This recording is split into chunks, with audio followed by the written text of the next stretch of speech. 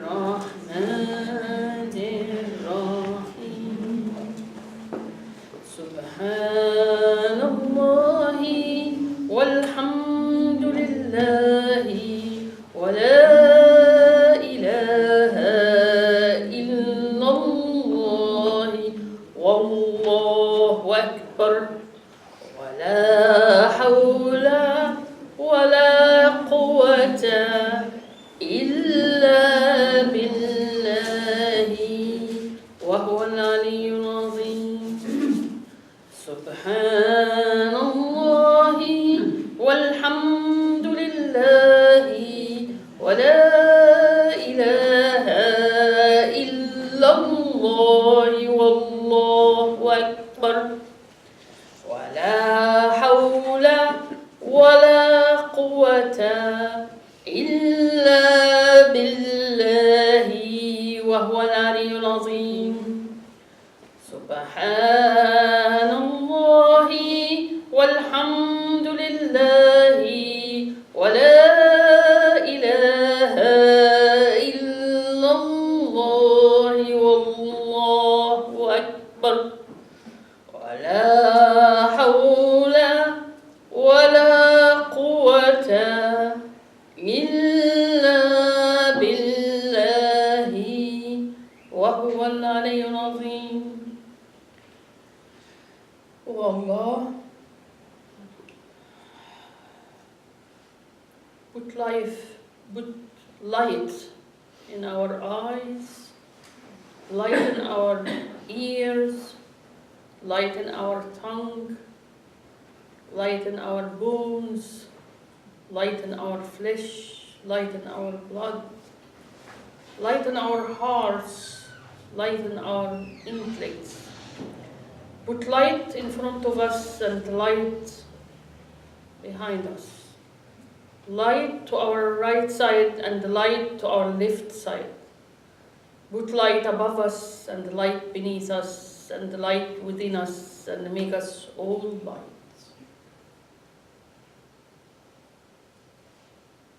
Light in us, for us, so we can see your face. Do not deprive us from seeing and witnessing your face behind the veils. Lift these veils so we can see your beautiful and majestic face.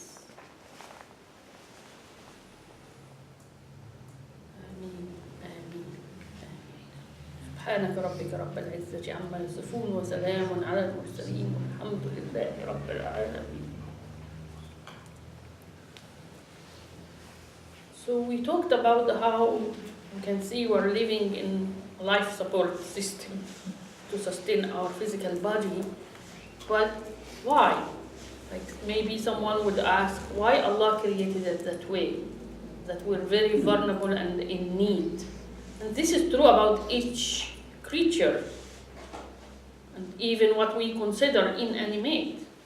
They are in need of something else to sustain their physical existence, such as the earth in need of the sun energy, and the sun in need of something else, But it's a different level of needs and different ways.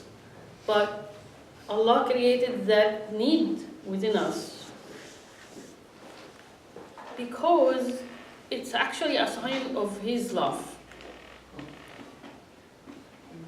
Especially when you talk about creating people like in two genders, or people, parent, relative, friends, like creating people in this diversity. So for a couple of reasons. First, for Allah to manifest His diverse, His ceasingless, like His unlimited creativity. He can't just create one human and He's satisfied, or a star or a tree and He's satisfied. His creativity is active. So Allah has to continuously create. If we say that He stopped creating, then there is no creator, And Allah is always present. His qualities are always active. It's actually a sin in Islam to halt Allah's quality. To say there is no forgiveness is actually a sin. To say there is no mercy is actually a sin. Because you're denying the very truth that is present. It is just because you're not understanding or receiving, you're usually receiving it, but you're focusing on something elusive and limited, and you say there is no justice in the world, there is no mercy in the world, or you say something like that. But that denial is a denial of the truth, because Allah is ever, forever present. And for Allah to be present, His qualities are always active. They don't cease to exist. So mercy does not cease to be expressed. Forgiveness does not cease to be present. Creativity does not cease. That's why there is multiplicity of creation and continuously, at every instant. But there is another reason for that, which is love. Allah loving Himself and loving through the creation. And He makes the creation love one another. That's His love for Himself. So why we don't only eat to survive?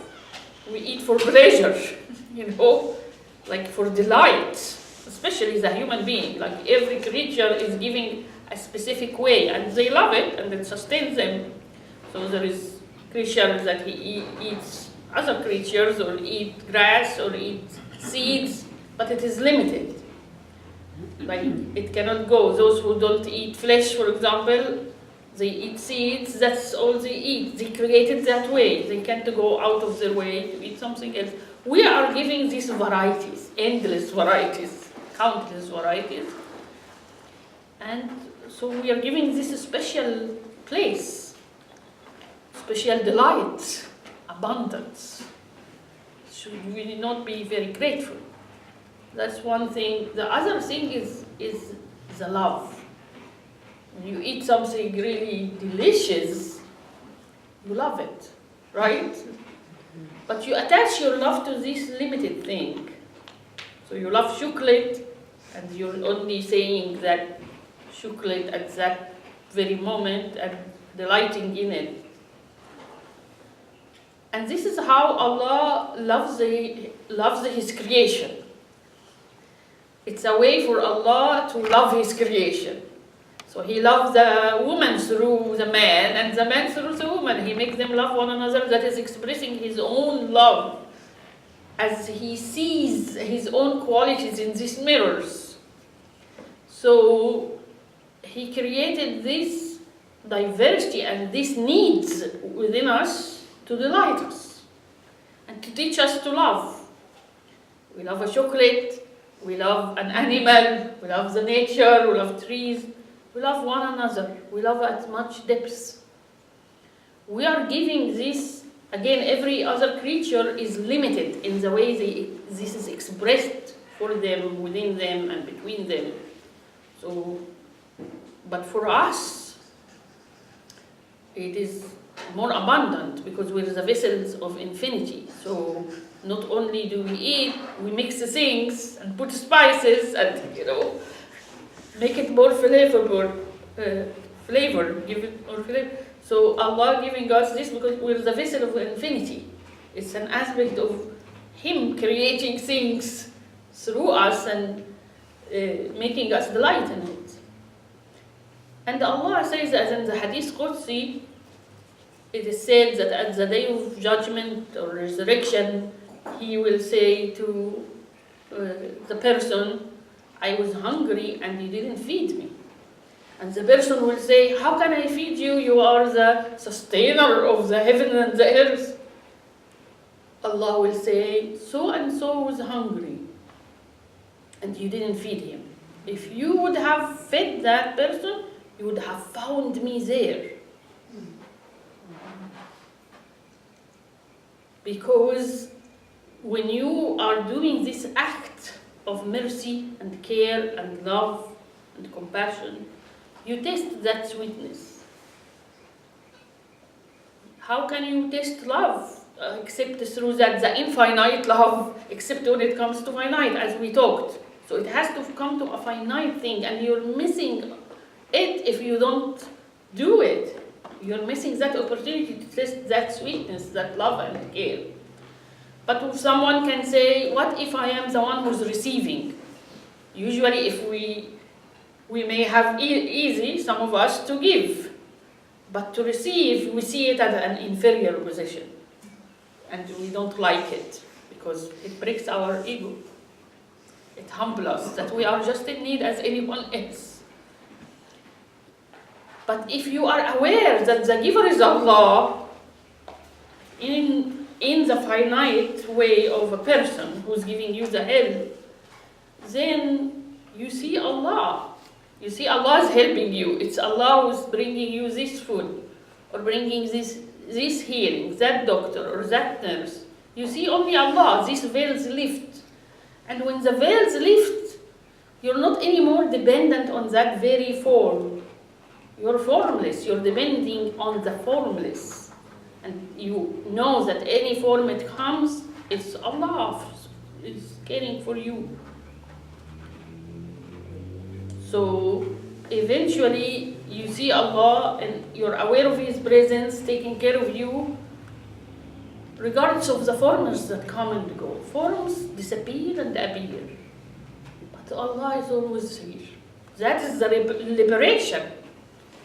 And so when you are the receptionist, and you are in need, whether of money, food, healing, whatever, love, and it comes to you from any form, then, because not a certain form can give you all you want. Not a person, not a doctor, not a nurse, not a relative, no husband or wife. Nothing will give you all you want. Those forms are just glimpses of expression, but there is the abundance of it. The abundance of these forms that come and disappear. But Allah is always here. He's just giving you through different forms. So He creates the needs in you to fulfill these needs, actually. But because rather than relying on the infinite, you want to rely on the finite. So you want to rely on a person that is this is your source of love, and you wanted it also to be in a picture. To love me, then you have to behave that way, or you have to say these words.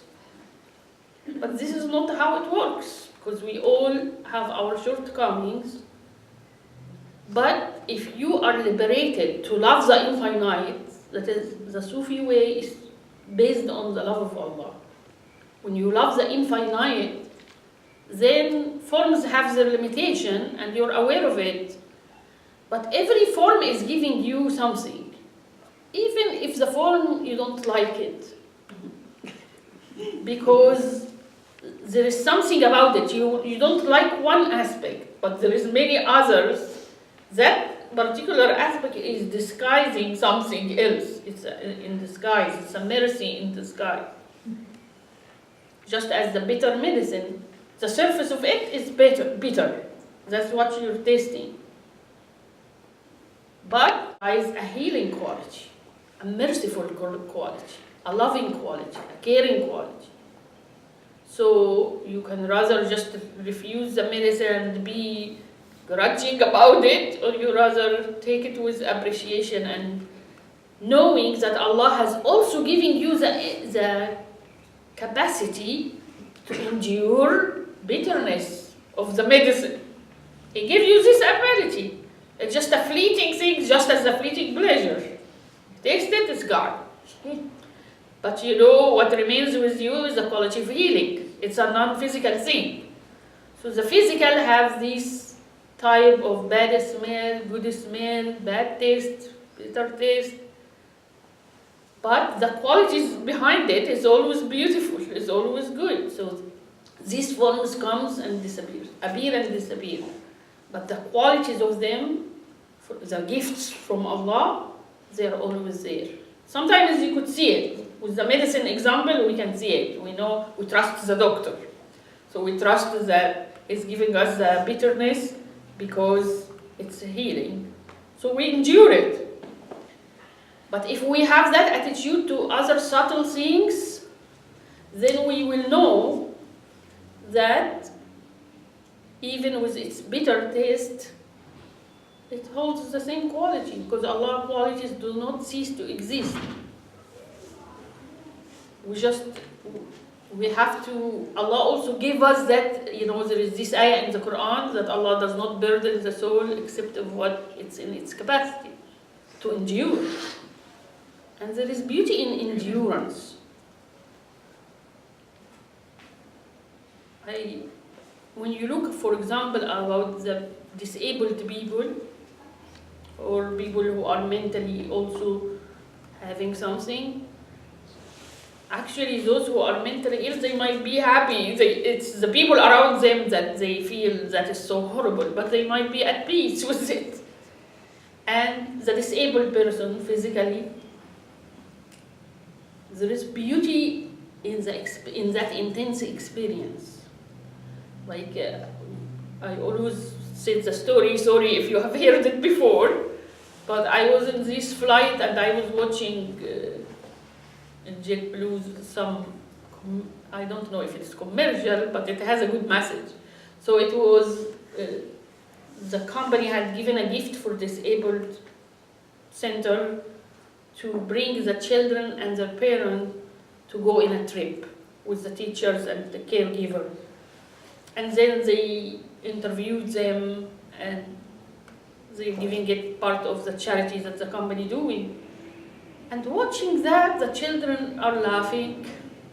They are having these happy moments that we all have.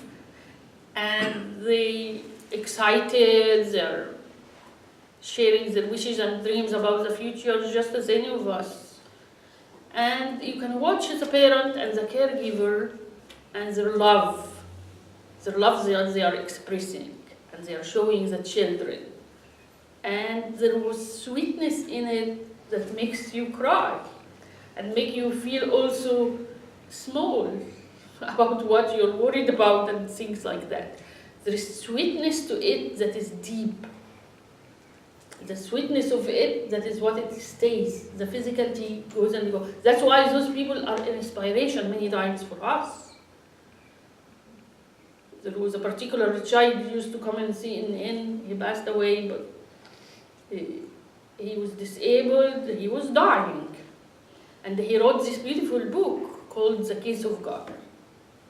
And he would say to Larry King, interviewing him, he would tell him, I feel free, even though he's on a wheelchair, because my soul is in someplace else.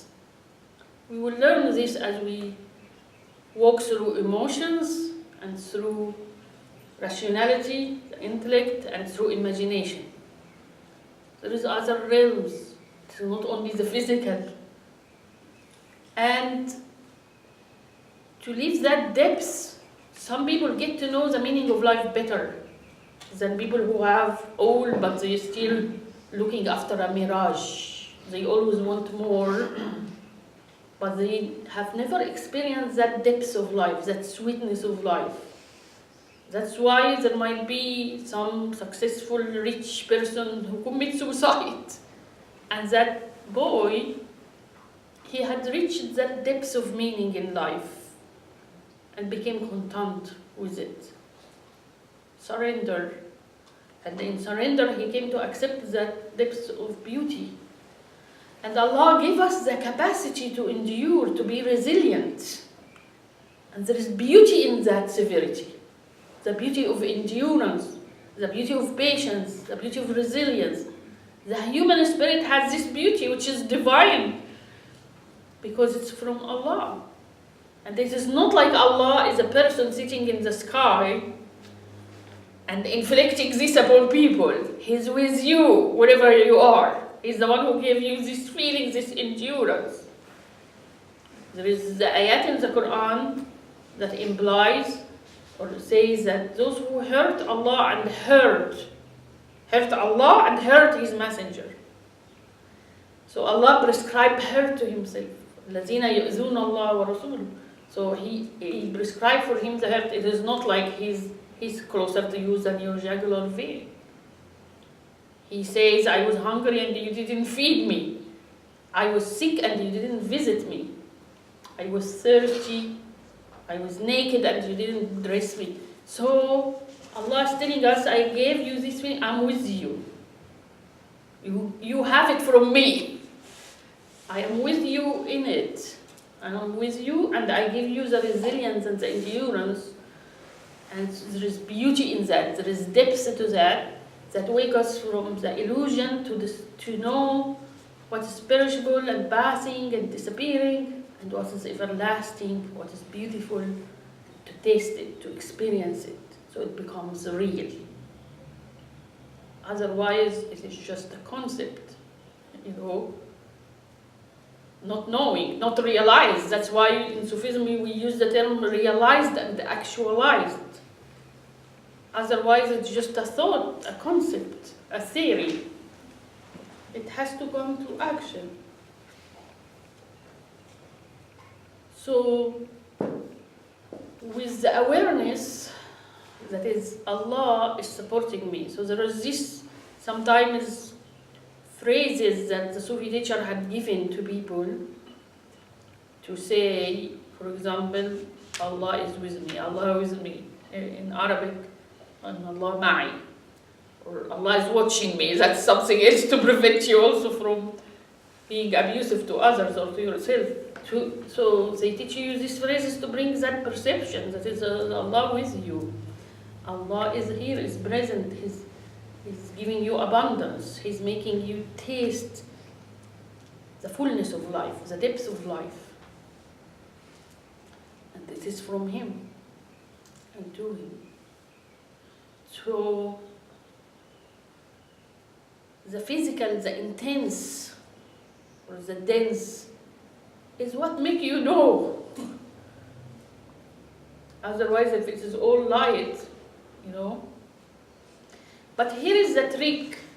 If the room is so bright, you will not be able, when the sun is bright and you look at it, it blinds you. So you can't recognize anything or see anything. But when the light dims a little bit, you're able to see clearly, right? So this dim of light, sometimes you focus only on that. Like, if you are attending a play in a theater and there is a lot of lights, but sometimes they take this light and, for a performance and make another light spot. So if you keep focusing on the dimmed light, you're not able to see the others, because you're focusing on this. Why they turned off this lamp? Why this is dim? Why this is dark? But if you actually start to see the light, then you know the meaning why this became dark. You were able to recognize the whole picture, kind of, the holistic picture. So when you feel these hardships or this darkness in you or in the world, this is just a dimmed spot to help you see clearly what life is about, what is the meaning of life, what is your ability, God-given ability, how to use it, to experience it to its depth and fullness, and to see Allah's miraculous way instantly at every way. Like one time when there is this bombing and stuff, and I was, like all of us, you feel the devastation, and you have the right to feel it. It's right to feel it, because it moves you to want to express this mercy, this love, this demand of justice. If we don't test the lack of justice, we will not be able to know what justice. If we don't experience the lack of mercy, we will not be able to taste the sweetness of mercy. Again, if we don't need to be forgiving, we will miss tasting the sweetness of forgiveness. But because we are in need, that's why it's danger with the religion and the religious people to think, okay, I am a Muslim, or if you're Christian, you think I am Christian, so I'm saved. You are always in need of forgiveness. And once you say, I am not in need, my cup is full. There is nothing more to taste, nothing more to know. But when you know that your cup is always half empty, at least, you are always in need of Allah's forgiveness. So you can taste that sweetness. Then you can know Allah in a profound way. Because those who are despaired from forgiveness cannot know a profound quality of Allah. Allah said He is the all-forgiving, the pardoner. And if you're in despair because you did mistake, then you deny that Allah is all-forgiving. You can't taste it. If you deny it, how are you going to taste it? This is the explanation sometimes of the hard verses in the Quran that people find it difficult to understand, that Allah looked at their heart. So, what is this, people say? It is like this. Bring it to the human level so we can understand. If I tell you, the best example sometimes, well, honey is sweet and you never tasted it before. Keep saying, no, it is not sweet, or it is not, it is salty. Claim it to be something else. Unless you taste it, then you know. But if the person doesn't want to taste, he had closed himself. He's locked in this state. When we come to discuss thoughts, it's the same. If I tell you, but this is not true, that this is actually the truth. Or if a teacher or a Gnostic tells you, but this is actually the truth. But because you're closed, like, no. You're holding on your belief, and your very belief becomes your lock. This is the nature Allah created. Once you close on something, then you're not able, you close, you're locked. You have to stay open. That's why Muslim scholars will say, when they differ in opinion, that I always give a possibility I might be wrong and he might be right. Because once you closed, you cannot even think about it. It's like, no, the fear comes and no, this is what I thought, this is what I believe, or this is how it is. But if we stay open, that gives us that chance to really know, to really taste. If we say we're perfect and we're religious people, how are we going to taste the sweetness of forgiveness? If we despair, we can't taste. If we claim to be perfect like angels, they don't claim they are made perfect because they have no free will, they are obedient. Then they couldn't fathom why Allah made the human shed blood on earth. And He said, I chose the human to be my representative. Why? He honored us above angels. He told the angels to prostrate to us even we are imperfect. Even we shed blood. Why? Because we can know forgiveness through that. We can taste it. We can forgive one another. We can be forgiven by someone else. And there is sweetness to that. You all experience glimpses of it. But Allah is the all-forgiving. So we have done things to the earth, we have done things to other creatures. So how can we taste the forgiveness of Allah? If we close ourselves to it, then we lock ourselves. We are not in need of that. So how are you going to pursue it? How are you going to know it? But if you are always in the realization you are in need of it, you are in need of Allah's mercy, of Allah's forgiveness, that opens you to actually receive it and to taste it. And then you see its beauty. Then you realize its sweetness. Then if you want Allah to forgive you, you come to forgive others. And it's a process. You can't just switch it. You have to learn. You have to gain the knowledge. But this is all about expanding us and our perception, expanding ourselves, and feel Allah through it, and feel Allah is sustaining us through it all. And then we started to receive.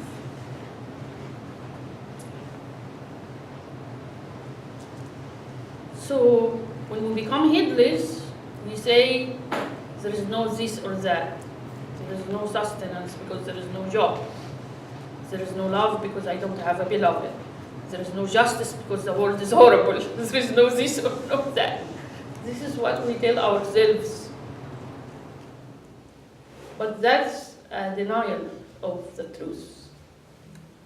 To some extent, that does not mean that there is no person right now abusing another.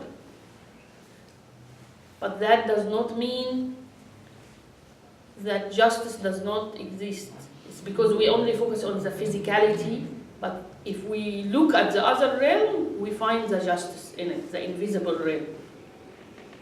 But we wanted it to happen in the world. We want to bring heaven on earth, and this is part of our duty to represent Allah and serve it. So it is our duty to bring justice to the world. I'm not denying this.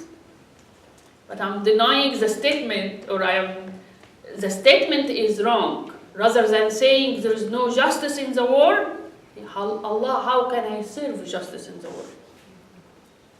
Because when you deny it, it is like you're denying also the invisible aspects that you can't perceive. But when you acknowledge, okay, we need the physicality of it to manifest, then what is my role in it, Allah? And to ask for that guidance. And only then you bring that physical experience and you taste its sweetness. Yes. So I think we're done. We have to break for lunch and prayers and so forth. Yeah. Do we come at what time? We come at 1:45 will inshallah.